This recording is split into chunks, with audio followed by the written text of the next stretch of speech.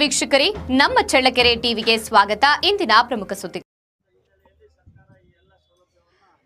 ಚಳ್ಳಕೆರೆ ತಾಲೂಕಿನಲ್ಲಿ ನಡೆದ ವೈದ್ಯಕೀಯ ಮೌಲ್ಯಮಾಪನ ಶಿಬಿರದಲ್ಲಿ ಅರ್ಹತೆ ಪಡೆದ ವಿಕಲಚೇತನ ಮಕ್ಕಳಿಗೆ ಅಲಿಂಕೋ ಸಂಸ್ಥೆ ಹಾಗೂ ಶಾಲಾ ಶಿಕ್ಷಣ ಇಲಾಖೆಯ ಸಹಯೋಗದಲ್ಲಿ ಬಿಆರ್ಸಿ ಕೇಂದ್ರದಲ್ಲಿ ಸಾಧನ ಸಲಕರಣೆಗಳನ್ನು ವಿತರಿಸಲಾಯಿತು.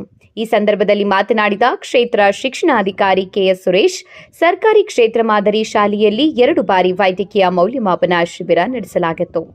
ಪ್ರಾಥಮಿಕ ವಿಭಾಗದ 81 ಮಕ್ಕಳು ಹಾಗೂ ಪ್ರೌಢ ವಿಭಾಗದ 24 ಮಕ್ಕಳು ಸೇರಿದಂತೆ ಅರ್ಹ ಮಕ್ಕಳಿಗೆ ವೀಲ್ಚೇರ್, ಸಿಪಿ ಚೇರ್, ಟ್ರೈಸಿಕಲ್ ಹಾಗೂ ಟಿಎಲ್ಎಂ ಕಿಟ್ ಸೇರಿದಂತೆ ವಿವಿಧ ಸಾಧನಗಳನ್ನು ವಿತರಿಸಲಾಗಿದೆ ಎಂದು ತಿಳಿಸಿದ್ದಾರೆ.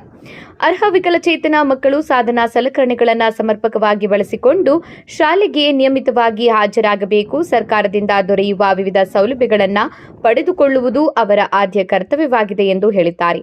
ಕ್ಷೇತ್ರ ಸಮನ್ವಯಾಧಿಕಾರಿ ಮಂಜುಬಾಬು ಎಚ್ಪಿ, ಅರ್ಹತೆ ಹೊಂದಿರುವ ಪ್ರತಿಯೊಬ್ಬ ಮಗುವಿಗೂ ಸಾಧನ ಸಲಕರಣೆಗಳು ಕಡ್ಡಾಯವಾಗಿ ತಲುಪುವಂತೆ ಕ್ರಮ ಕೈಗೊಳ್ಳಲಾಗುವುದು ಎಂದಿದ್ದಾರೆ.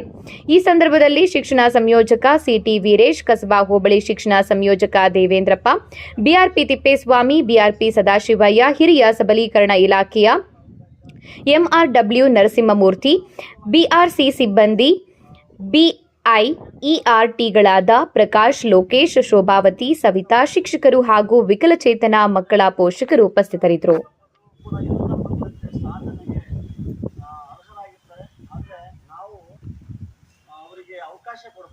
ಬರೀ ಸಪೋರ್ಟ್ ಮಾಡೋದಲ್ಲ, ಅವಕಾಶವನ್ನು ಕೊಡಬೇಕು. ಸರ್ಕಾರ ಇಂಥ ಅವಕಾಶ ಮೂಲಕ ಅವರನ್ನು ಮುಖ್ಯವಾಗಿ ತರುವಂತಹ ಒಂದು ಪ್ರಯತ್ನ ಉದ್ದೇಶವನ್ನು ಇಟ್ಕೊಂಡಿದೆ. ಅದಕ್ಕಾಗಿ